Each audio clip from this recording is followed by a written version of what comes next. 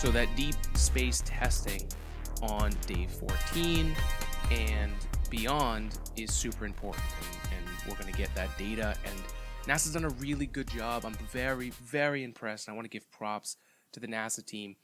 There's so much content and so much to cover for the Artemis mission, and they had to go through a lot of, I'm sure, emotional struggle to keep themselves in the right mindset to keep pushing through so that they get to this point, right, where they're actually testing Artemis 1. And we talked about this before. Orion has flown before back in 2014, and the Orion capsule has specifically without the European Space Agency's service module. And I talked about it earlier, but I want to discuss some of the aspects of the service module because it was not on there on that original mission. And so let's talk about what they've added, which has made this mission partly a huge success. So the Orion Service Module contains 33 engines for propulsion, and that is in many different areas, again, so that you can orient yourself in space. Again, those star trackers, super important to know where you are. Those 33 engines for propulsion help do that. But it's not just propulsion that it's using and helping out this mission.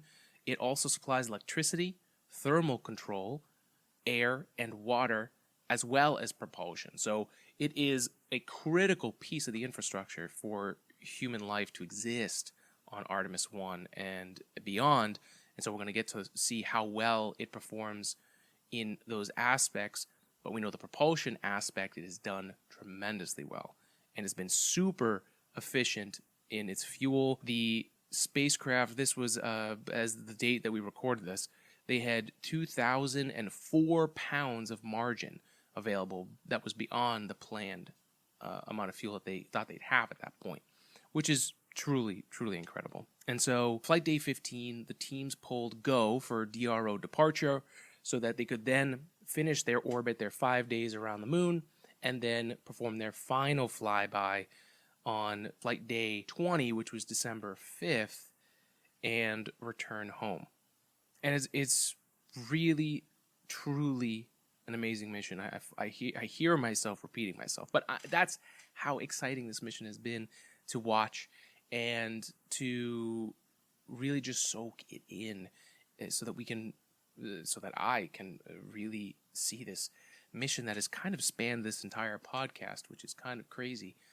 When you think about that first Orion capsule mission that flew on a Delta IV Heavy, that was 2014. That was it feels like ages ago, almost an entire decade ago. And man, has the industry changed. And actually, it reminds me that our background, our Today in Space background, if you've seen that, if you see the thumbnail for this podcast or the background that we've had pretty much since the very beginning that I drew myself, I think I'm going to have to draw another one because we now are in this scenario where these are not the spacecraft that ran at this time. But back in 2014, you had Kepler, you had the Rosetta mission, Voyager, and of course the Delta IV Heavy with Orion up top. We are in a totally different era, and that needs to be adjusted for 2023. So look out for that. And now we are on day 17. They were fine-tuning the orbits. Again, they did so well that final fine-tuning that they did on the orbit required that much less fuel than it did before. And it's always better when you're closer and don't have to make as many adjustments. Day 18, Orion entered the lunar sphere of influence again on its second flyby after it had reached its max distance away from Earth and the moon. Came back in to use the moon as a gravitational slingshot. And on day 18, it was approximately 39,993 miles from the lunar surface. Flight day 19 leading into flight day 20, they closed in as close as 80 miles to the surface. I believe they were even closer than that in reality. And they got some incredible mission images, even taking a snapshot of the Apollo mission landing sites. Again, those cameras were not designed to take high quality photos of that. So they are there will be high quality photos, HD photos that will come out and people will process those.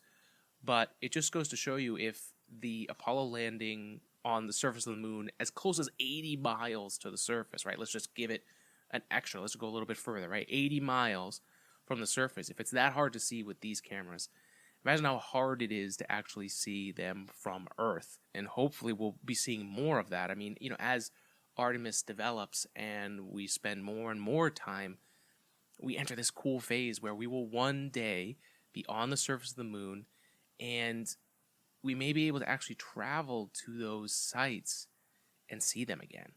And I'm sure that will bring up not only a lot of emotional aspects of returning to the moon and seeing these things and, again, confirming that they're actually there, although there will definitely be people that don't believe that's even true.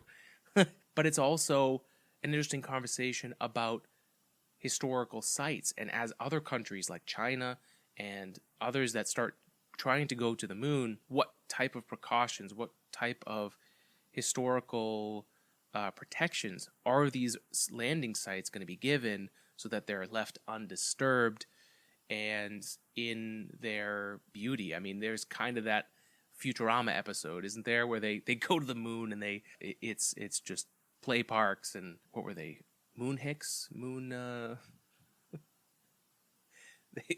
Yeah, Futurama's hilarious.